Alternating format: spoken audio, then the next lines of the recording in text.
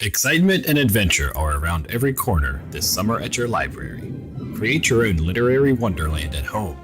Immerse yourself in our never-ending online library.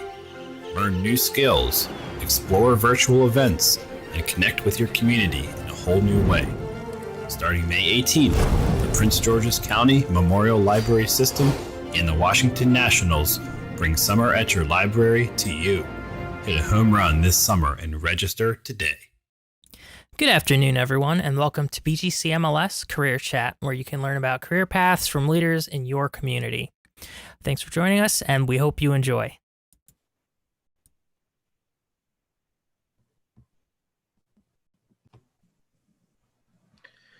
So hello, everybody. I want to welcome you today to the Prince George's County Memorial Library System's Career Chat. And today we have our special guest, Miss Alesha Wilson, Community and Engagement and Special Projects Coordinator for Danielle Glaros, the County Councilman, member of District 3, and she is also the founder of The Right Thing Incorporated.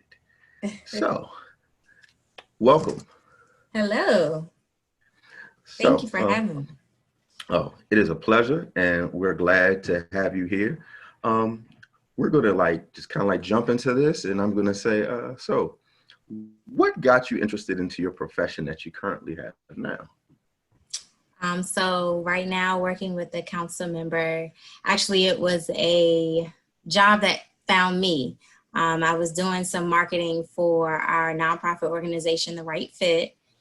We host a spring prom one-stop shop every year. And she came and spoke actually at my home church. And I went over to her to ask if she could share this information with her students and her families in her district. And from that conversation, it then led into another conversation about working with her office. And here I am. And so it was kind of like, osmosis. it just happened. And I think because of the work that I do in the community, we both saw a good fit, and I've been working with her office since January of 2018. So going on 2 years. Okay, and it's okay. So what was your educational path? Or let's just start maybe with high school. So I know you're a PG native, so. I am. Yes, I graduated we start from high school. I graduated from Bowie High in Bowie, Maryland. In 2009, and then I went on to Florida Agricultural and Mechanical, FAMU, University in Tallahassee, Florida, home of the Rattlers. And I studied business administration. So I graduated with a bachelor's in business administration in 2012. I always get that mixed up, but 2012. And then greatest 4 years of my life. So definitely encourage students to, if you're interested in going to college, FAMU is a great college, HBCU, and came back home. I wasn't sure what I wanted to do. So I enrolled in a event management certificate program at George Washington, which is how I ended up starting my nonprofit, because we had to plan an event from start to finish to fulfill our capstone requirement to graduate. So I planned an event, and then it then spiraled into an actual organization. And currently I am in my second year at Johns Hopkins getting my master's in communications and nonprofit management. So I should finish May 2021. So yeah, it's been a long road, but knowledge is power. So I try to educate myself as much as I can. It's a long road, but it's a journey that's still continuing. Yes. Yes. And I'm assuming that this pandemic hasn't put any hold on what you've been trying to accomplish. Not really. The program at Johns Hopkins has been online since I started in January of 2018. So actually January of 2019, sorry. And so, I was already online, but working now from home and doing everything else virtually has brought us challenges, but I'm working through it. Yeah, and looking forward to finishing. So So being that you're a community engagement and special projects coordinator, do you see a correlation between what you're doing in your own organization, and how does that translate into what you do for the council member? Sure, yes. And so with the council member's office, I'm able to connect with the community, plan special events when we could have them, and build relationships with our schools, so our elementary schools, middle schools, high schools, and other nonprofits that engage with the community. And it definitely correlates significantly with the nonprofit organization. And so the purpose and the mission of the Right Fit, my nonprofit, is to provide formal and business attire to students who maybe have financial challenges or don't have the means to go out and get these items and attire to attend their prom, to go to work interviews and do things. And so we get donations from the community. And so again, that just relationship with the community and other nonprofit and supporters and donors is helpful. And I'm able to use those networking that I have from a job over into our nonprofit organization. So it's definitely a circle. And I've benefited greatly with working with the council member's office, and especially in the Prince George's County area, I'm able to connect with others.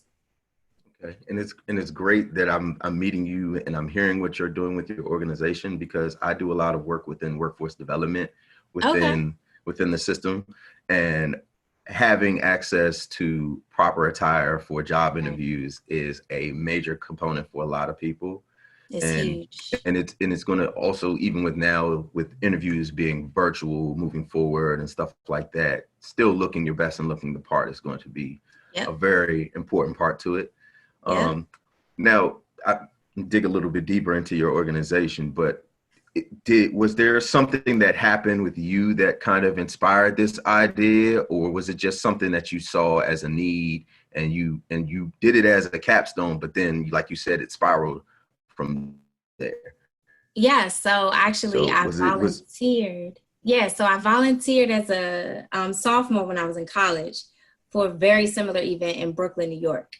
And I remember volunteering like it was yesterday, and I just loved helping out the young ladies. And so that was where I got the original idea from. I must say it was not my original idea.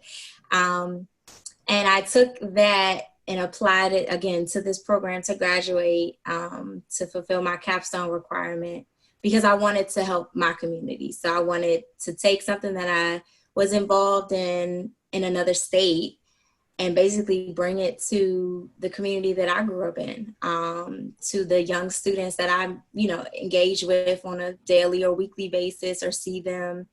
I wanted to allow them the opportunity to know that there are people out there that care about them, and to encourage them to go to their prom, because a lot of these students just don't have the family support or the means, and it's kind of discouraging. So then they say, I don't have the dress or the suit, so I'm just not going to go. And so our goal is to change that mindset and give them access so that they can say, I really feel good in this, and I'm going to go to my prom, or I feel confident now that I have a new suit, so I'm going to go for that interview.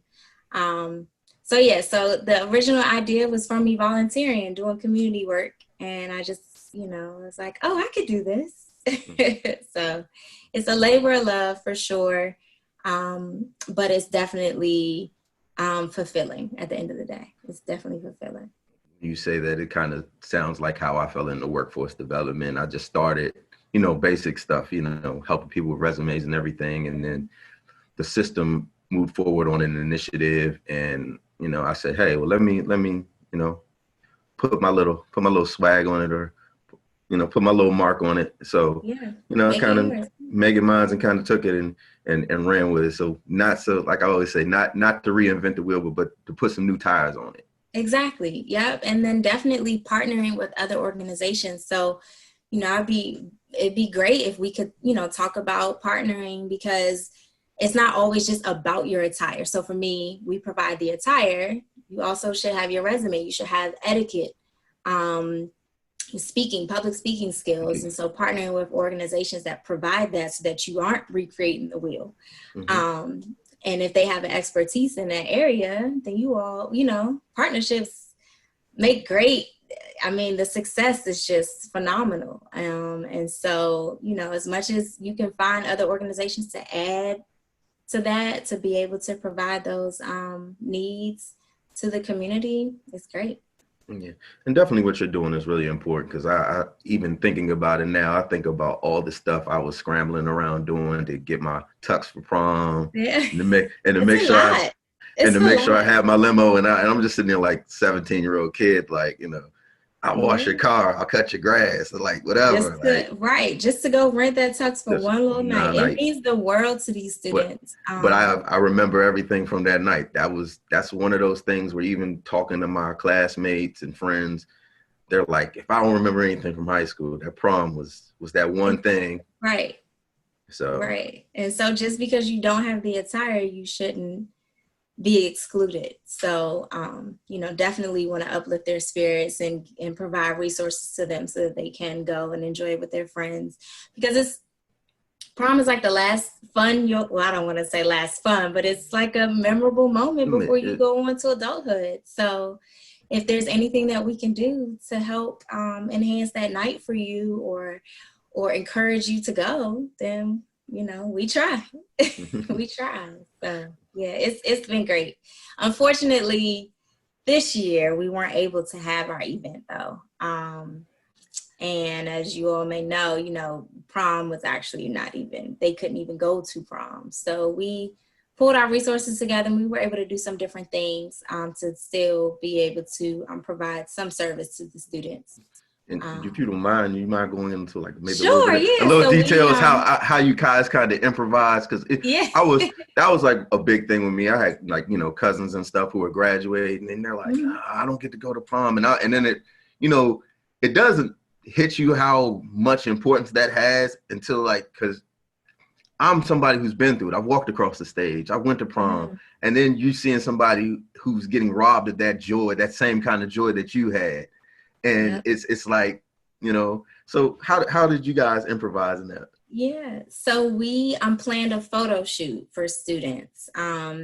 We did it, it's I think now been 2 weeks since we did the photo shoot. So we put a blast out on social media and through email to have students sign up for this free photo shoot, professional. So we had a professional photographer. We did ask them to, have some type of attire. It didn't have to be prom, but if it was something you felt good in. And we were able to get a limo, and we had our photo shoot at the Camelot in Upper Marlboro. And students were able to come. We practiced physical distance. Everyone was safe. We had someone do custom masks so that the students could wear masks in their pictures. We had a florist to do some wrist bouquets and boutonnieres for the students. And we had a makeup artist that sent out tutorials on how to get, the face ready for shoots. And then we did a photo shoot. We had about 7 students to come. It was great. And we did it outside. And it just, again, provided that opportunity for them to still show off their attire, feel good, get some pictures that, they can later look at and say, although we weren't physically able to go to prom right now, this was something still encouraging and nice for them. So we hope to do it again. We just, have to just make sure that we're being safe, and doing it outside was different. It was a little warm, but it worked out. The pictures are great. So we hope to get some more students involved again. But just trying to get creative and, still, again, provide the service to these students to make sure that they know that, you matter. And although you couldn't physically go to the prom, it's still a moment for you to remember. So, yeah, it was fun. That's great. So I see that in regards to your personal organization, that COVID has, kind of affected how you guys normally process and do things. But has COVID been a major effect on what you do for the council member? Yes. So we have been working remotely since March. And we have had to cancel most of our in-person events. We've either changed them over to a Zoom, town halls, or phone calls. So we've definitely had to shift the way that we do our outreach. But it's been a work in progress. We figured it out. But we just want to make sure that the residents know that we are still here to support them. So we try to communicate as much as possible through our email newsletters. Again, we hosted a town hall. I think we'll probably do that one more time. And, we're still here and available. We actually just finished a senior meal distribution, and we're going to have one again next week, in effort to provide our seniors some meals, because a lot of them aren't able to go to the store, or they live alone and don't have anyone to shop for them or cook for them. And so we partnered with Department of Family Services to be able to provide these meals. So we did one in June, and we had one last week, and we'll do one next week. So yeah, we definitely had to pivot our services a little bit, but still working hard to make sure the residents have what they need, and are able to. For the young person, the young lady or the young man who is looking to not necessarily take your exact path, but interested in kind of creating their own within, kind of similar to what you're doing. What kind of advice would you have for them as far as getting engaged into it, and then also dealing with the highs and lows that come with it? So my suggestion, I took kind of a different path. I did go to college after graduating, but I know that is not college isn't for everybody, just being transparent. And now there are many career opportunities, trade schools, cosmetology, different things that you can go into after high school. So one suggestion I would say is to have a plan, at least when you graduate, whether that is going to community college, whether it's going to a 4-year university or college, or going into a career field.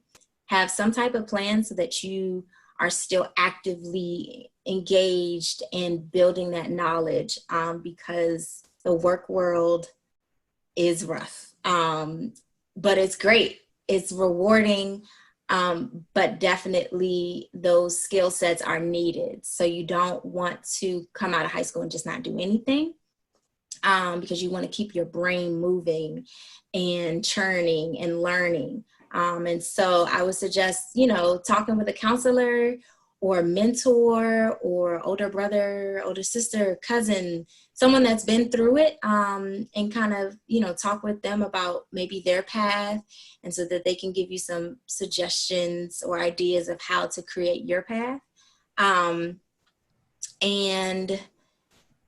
network. So I talk a lot to a lot of different people, and it served me well. But it did take some confidence that I had to build within myself to be able to walk up to somebody and introduce myself and tell them what I'm looking for, or ask them to help. But there are people out here in the world that are willing to help and are eager to help young students. And so, find someone that you feel comfortable with talking to, and maybe they can introduce you to other people. But I would definitely say work on networking, and talking and communicating with people what you're looking for, because you never know who's in the room, or you never know who they know, and they could connect you with some really good people, and then boom, there it is. And so my story, like I mentioned in the beginning, I walked up to the council member with the intention of just asking her to help me market my event, and get the word out. And she saw something in me, and later communicated that to me. And here I am. I got a job. I got a job out of that one conversation. So it may not happen instantly for you, but with more practice and getting out there and talking to people. Research, definitely research. If you are going on a job interview, know about the company. Definitely do your research. Talk to some people. Try to find, people that may be in that industry that could kind of give you a heads up about what to look for, and that is helpful. And practice. Practice. Just because you've been on 2, 3, 4 interviews, it is still good to practice before you have one. And practice helps. It doesn't make you perfect, but it definitely helps. It helps to calm those nerves, get you ready to answer those questions, and then they can give you feedback so that you can present yourself accordingly. Did I answer your question? Yeah. Okay. Yeah. After a while, I was like, I don't even remember. It's okay. Yeah. Those are great points as far as like networking and practicing and getting yourself together and like kind of to build on that, like, because like you say that your path is unconventional and not the typical thing. And like, I always live by this phrase that my mom and my grandmother always told me: it's more than one way to get to the post office. So I've never heard that one. Yeah, so it's kind of, so like I said, if you know where your ending is, there's a way you're gonna get there. You're gonna get there. You're gonna make a way. Yeah. Now, knowing this and that it was unconventional, what did you see yourself doing at the end of your, like, with your business management degree and everything? Like, what did you really, not jumping into this, but what did you ultimately see yourself doing? I just wanted to have my own business, honestly. And you that was the goal. I was like, I want to be my own boss. I want to make my own money. But that didn't happen for me. And it actually took me a while to get into my career after graduating. So it didn't happen immediately for me. Well, when I graduated, I had probably 12 different jobs for the first 4 years before I actively became, I really felt like I was in my career and enjoyed it. So it takes time. You have the idea of what you want to do. A lot of people may go into college and know they want to be a doctor. So that's their path. But I wasn't clear. I had an idea, but it wasn't set in stone. And so I thought getting a business degree could go a long way. It's transferable. I could learn skills that I could, be in different career sectors that I would succeed in. And so when I graduated, I was like, okay, here I am. Now what? So it did take a little while. But I enjoyed the journey and I wouldn't trade it. I wouldn't go back and I would go back and do some things differently, but I'm glad that my journey happened the way it did. And it's still happening. Yeah. I'm not done yet, I'm still striving for whatever that is. And I'm happy to be on this road to success. But yeah, ultimately I wanted to have my own business. Yeah. It's hard though. Entrepreneurship is difficult. Yes. A lot of hard work. It is. It is because it's your passion. But if you have the drive to work for it, then do it. No matter how hard it is, keep at it. I'm not discouraging you from it, but I'm just telling you the reality is that it's hard. But I know that, this generation now, they are worker bees. So they can do it, Yes, I know they have that drive to get it done. Yes, indeed. Mm-hmm. And it's interesting to even hear you say that. You said I just wanted a business, but now you got your business and some. So yes, I do. And I have a nonprofit, so it's different. My mindset back then was a for-profit business. And now I have a nonprofit business. So, it definitely changed over time. I do still have to remember that a nonprofit is still a business, although it's, not for profit. but I still operate as a business, Yeah. but my mission is just different. You've gotten into the business of helping others. Exactly. And Right. helping others is helping yourself. It is, but it's still Still hard. hard. It's still hard. Yes, indeed. It is still hard. Trust. I know that is the nature of my job, is Okay. disseminating information and Yep. helping people out. So yeah, helping it's challenging, but the reward of knowing that you help somebody, and Yep. then on the back end they come back and say, well, you helped me do this, or you showed me how to do this. So it's always that joy and that passion that you get that kind of motivates you even more to know that that this person came back, you gave them a suit, and they went and got a job interview, and now they have a career and it's blossoming. The next thing you know, you're seeing them in the same events that you're in. You're like, yeah, that's a nice dress. That is the goal. That is the goal. And I hope to, the right fit right now is very grassroots, but we hope to continue to grow. And those same students that are coming to us to get suits, I want to employ them, so I want them to work for us and contribute to the economy. So hopefully we get on that level where we can have staff, and the same students, again, like you said, that I meet and I'm able to provide with the suit, I'm then able to give them a paycheck. I say, let me know when you decide to have staff, because I'll do my best to try and give you the best employees possible. Yes, because that's what it's about. And it sounds like, in particular, it sounds like more so like the team bracket. So that's that kind of forgotten gap that they're discovering themselves, but then so people like leave them alone, but at the same time they need that attention. They need to be Absolutely. magnified, because Absolutely. they're the key of what's everything moving forward is going to be. It's going to be in the teens. Yep. Mm-hmm. Yep. Go ahead. They go ahead and take it over for me. I'll sit back and but yeah, if I could do anything to get that started, just be a little seed, a little water to their seed that has already been planted, for sure. I'm here for that. I'm here for it. And you said within that, like, I guess you said like within those first 4 years when you graduated, you had like 12 or 11 different, could you compare and contrast any of those to like what you're doing now, or were they? They were, let's see. So when I first got out of college, I was doing a lot of internships. I took a lot of unpaid internships, which was difficult. But, again, you sometimes have to take those opportunities to get started. It may feel uncomfortable for a little bit, but do know that it's not the end. So I did some marketing internships. And then I went into that program at GW because I was interested in event planning. Like I liked the speed of events and planning them and coordinating them and seeing it all through. So that's when I enrolled in that program. And then I got a job.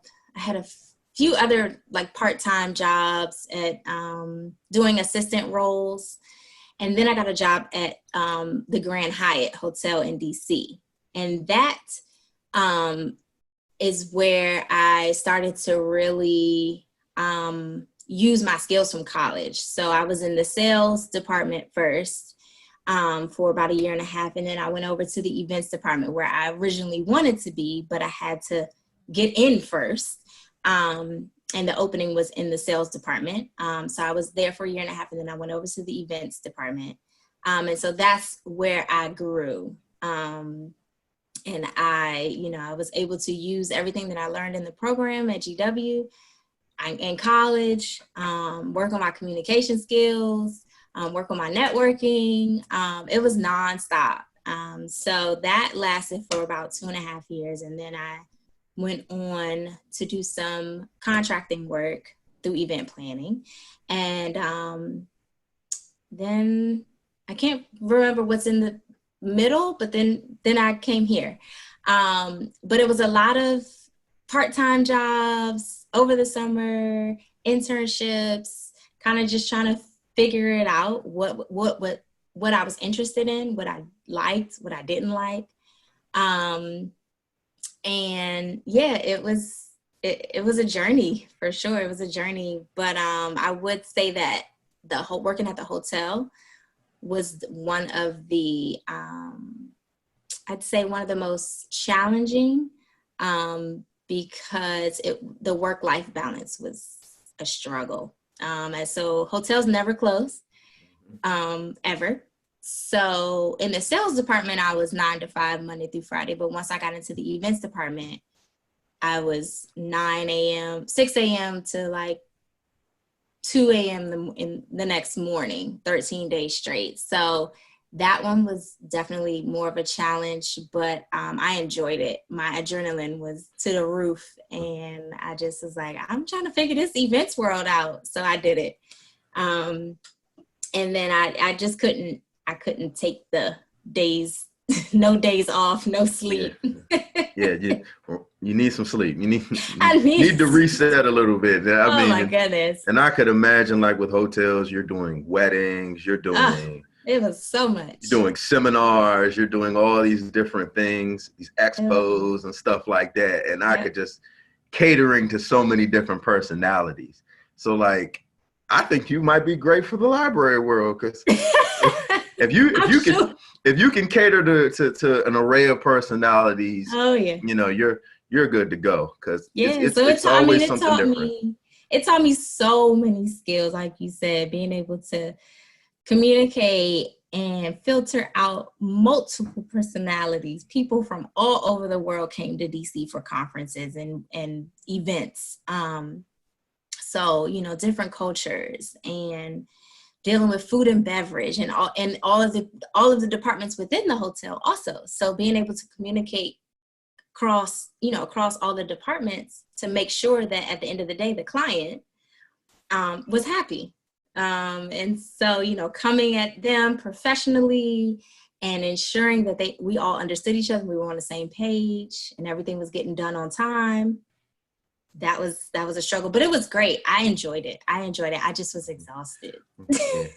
So in that event planning realm, is there one event particular that stood out that was like your favorite one that you organized, or? Well, actually, so I am still I do day of wedding coordination as well currently now. Okay. In addition to all the other thousands of things that I do. So that's still happening. Well, right now, no one's really having weddings. Mm-hmm. But I would say that those are the ones that I enjoy the most. Those are pretty memorable. So I don't do full service wedding planning. I do day of coordination, which is a little bit less work as compared to a planner.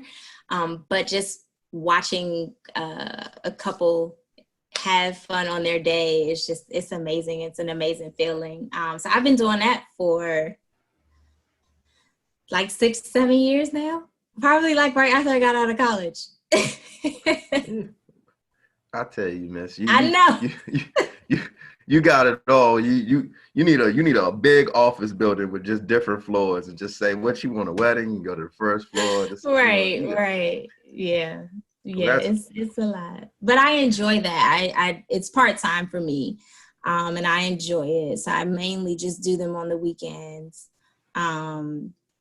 So it's I get to have a little fun. Yeah, I get to have a little fun. Yeah, that's I know. Great. I have a lot happening. But seriously, it sounds fun. It sounds like you're always at parties. So. Yeah, but you're at work. You're at work, but yeah. But the work is the party, so Yeah. That's great. That's great. So you briefly mentioned about like you did a lot of unpaid internships and things like that. So let's say for the young people that are looking to volunteer, maybe with a council member or a somebody in the government or somebody with their own business, what would be some places or some opportunities that you might want to like lend out, or ways of getting these opportunities you might want to lend out to, the youth that are looking to? So a lot of my opportunities came through networking. So I may be repeating this, but networking has literally helped me in my entire life. but a few sites. So Volunteer Match is a great site to go to hear about volunteer opportunities. If you're in college, definitely check with your dean or your school. So I was in the School of Business. So the School of Business had an internship department that we could go to find out about internships, either in the area or like in Florida or, in another area. So if you're currently in school, check with your career center, because a lot of these organizations have partnerships with colleges with the intention of getting college interns. Send emails. If there's an organization that you're interested in, just send an email. Say, hey, I'm looking for an internship. I want to, start my career, interested in learning more about what you all do, and see what they say. You never know. Indeed has a lot of internships.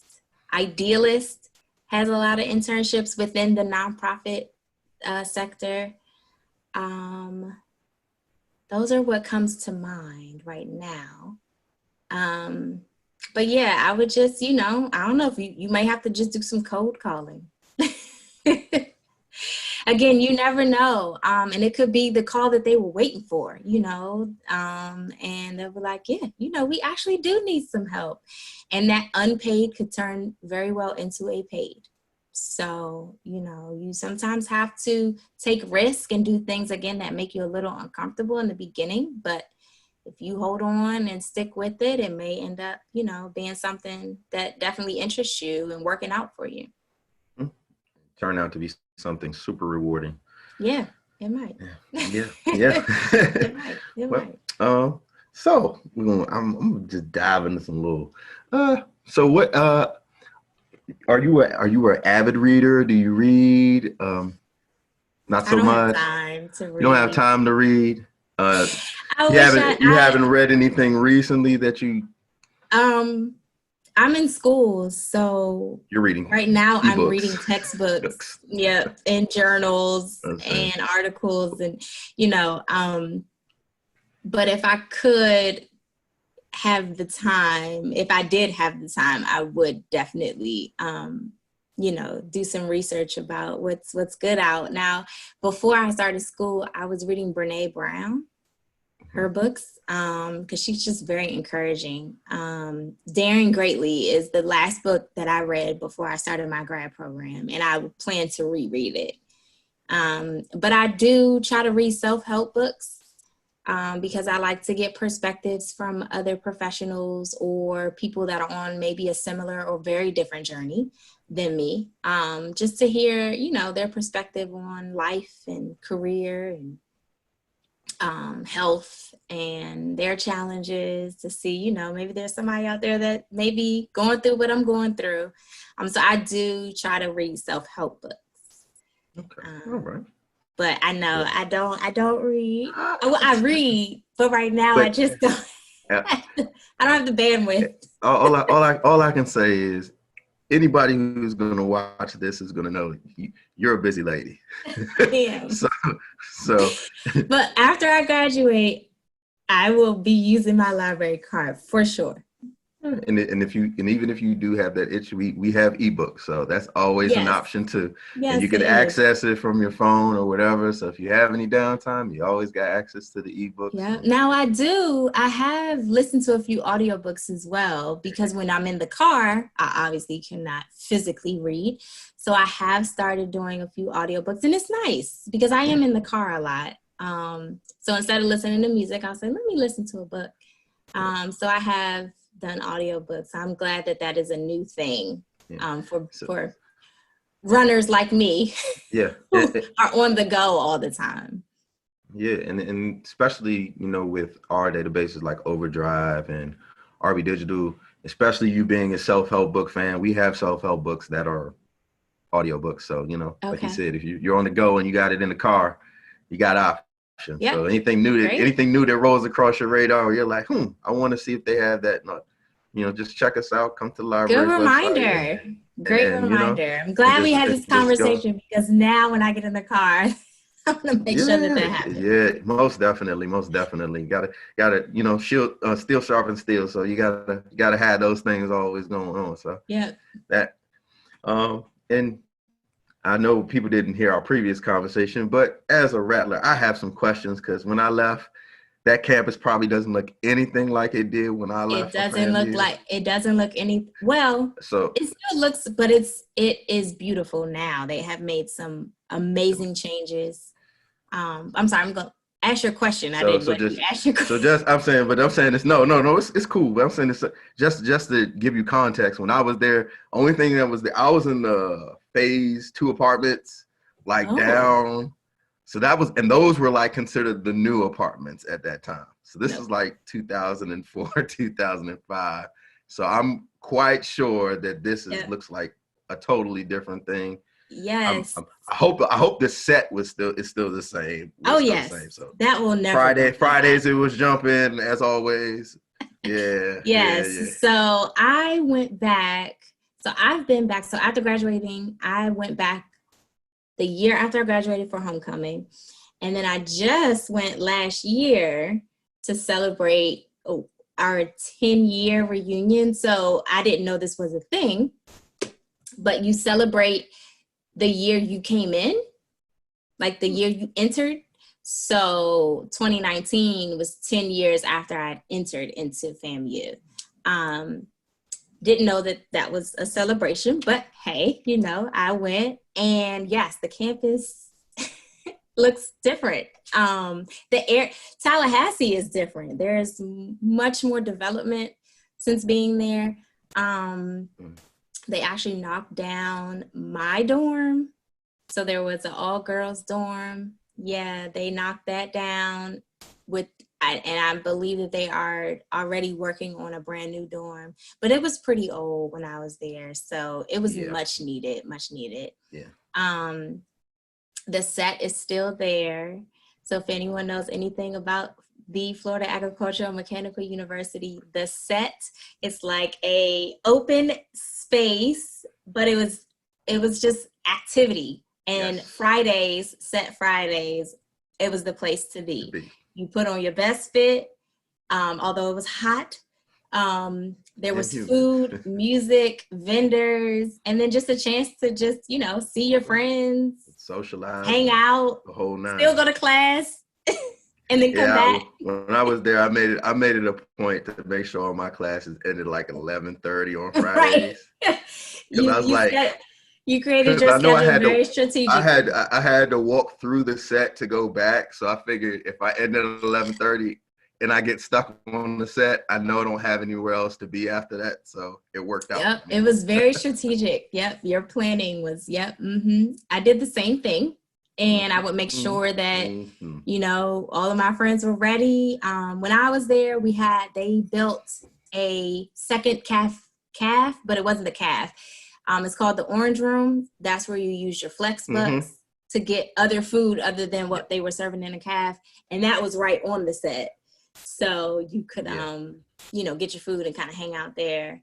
But yeah, no, it's just great. They have a Starbucks on campus in the library.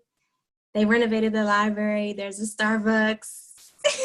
Wow. Like it makes me want to go back and visit now because please do. Because when I left, I think the newest building was that nursing building right on this it was like kind of off to the side once you get down to the end of the set when you pass the auditorium. Okay. And they built that new nursing. That was the last like new building when I was there. And okay. Well, yeah, there's plenty of new buildings. They're renaming buildings now. But yeah, the pharmacy school, I don't think probably wasn't there when you were, or renovated. That's a beautiful school. Was Lee Hall there when you were there? Mm-hmm. Okay, Lee Hall. They extended the Orange Room, so now they have classes in that wing. Ooh, okay. Where was the bowling alley? Well, I believe the bowling alley wasn't it down by the barber shop? The bottom of the set. Yeah. So the building above on the first level, they've renovated that. Gaither Gym. No, that wasn't Gaither Gym. There was a I'm blanking on the name, but anyway, it looks beautiful. It's Wi-Fi. There's charging stations. it's like, but I'm glad to see that. Always, it's great that these, the new students are getting quality and up to date. When I went to school, we had to use the Ethernet connection. And when I was there, it was like stepping through a time warp, because you would go from there to Florida State and you'd be like, whoa, what's happening? What's going on? Like literally what's happening on the other side of the train tracks over here. It's good to hear that they're having all these updates and all this good stuff. It's beautiful. I definitely need to mosey on back down there and see what's going on in Leon County. You must. It is beautiful. I mean, and again, like the whole area has changed. There's more apartments and little shops there, and it feels more like a nice little city and a college town. It's more to do. More to do, more restaurants. So definitely jealous. Yeah. But I enjoy every last bit of the 4 years that I was there when I was there. So, and then going back, it definitely, made me happy to see that they made these changes for sure. Mm-hmm. Good changes. Good changes. That's all changes. Good changes. Good changes. Well, Miss Alesha, I think we have covered a good portion of the questions. I don't know if you had anything that you wanted to ask of me or. No, but just that the library is doing great things. My mom just spoke about it the other day, but keep doing what you all are doing and lending your services to the community and helping us continue to be engaged in these difficult times. And I appreciate the opportunity to be on this career chat. And I appreciate you and all the things that you're doing. Thank you. Especially giving back to a great county of Prince George's, because that's right. I'm born and raised here. I love it. I feel Gorgeous like this. Prince George's. I feel like this place has molded me to who I am, and I take it with me everywhere I go, and it's like a badge of honor. So that's exactly right. Be proud of where you're from. So I would say I appreciate you. I thank you for your time. Thank you. And hopefully I will be in contact with you, and we will do some great work in the future in regards to helping people be prepared for work and be dressed for the part. Yep. And then get them to FAMU. Yes. Indeed. Yes. All right, Miss Wilson. Okay. I thank you for this. Yeah. I thank everybody for joining us for this career chat, and you have a great rest of the day. Thank you. All right. Bye.